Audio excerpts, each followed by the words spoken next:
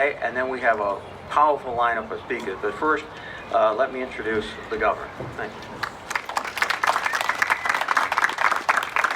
Thank you, Senator.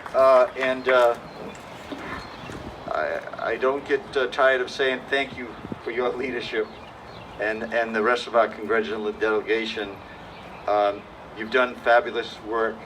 You brought in these resources. Now it's our job to get those resources out to the people who need it most.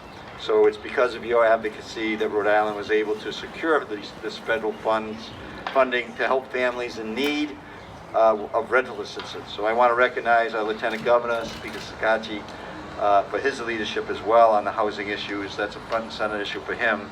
Thank you for your leadership, along with Senator Coleman. All the champions for fair and equitable housing, thank you for all that you do.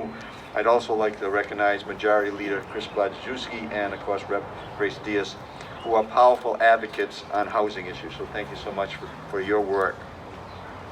I want to thank also and recognize Rhode Island Housing, the Providing Housing Authority, and One Neighborhood Builders for being with us on this effort.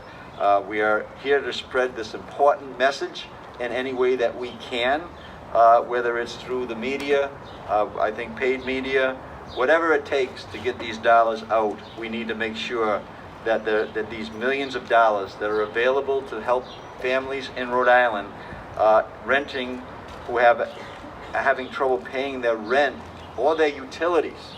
The utilities is also an allowable grant to help support the cost of the utilities.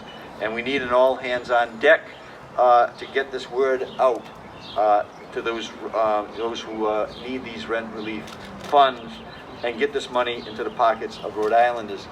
$200 million is available, and I think that we have just scratched the surface in terms of the amount of dollars that have been already distributed. As Senator Reed said, the timing of this is critical, as the federal eviction moratorium is set to expire on June 30th. And these sunsets are out there as a result of the pandemic. Those are real.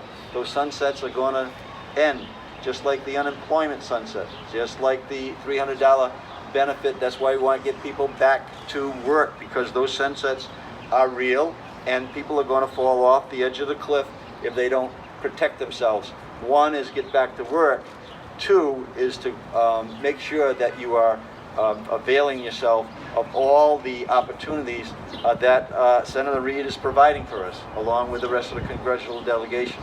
So as many Rhode Islanders are risking experiences of homelessness and housing instability, and the pandemic has only amplified that, we need to go to Rent Relief RI, just like the Senator said. I don't have it in the Spanish, but I'm sure that Lieutenant Governor will cover that for me.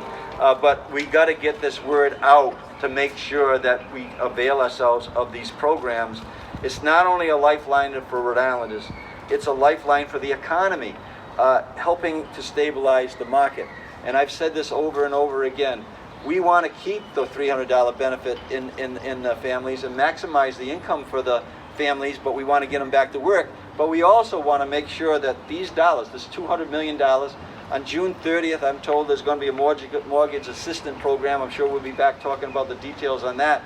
But get that money out into our communities. That's going to help our economy. So we want to make sure that this could be the difference between families be able to stay in their homes, and families not knowing where they'll be sleeping tonight. We're at a critical point, and we have these funds. So to the renters in Rhode Island who are struggling to pay past due rent and utilities or upcoming rent payments, I encourage you to go online and apply at rentreliefri.com. rentreliefri.com. So thank you for everybody here covering this today, and I'll hand this back to the Senator so that he can keep the things flowing. Thank you, Governor. Thank you, Senator. Thank you, Governor.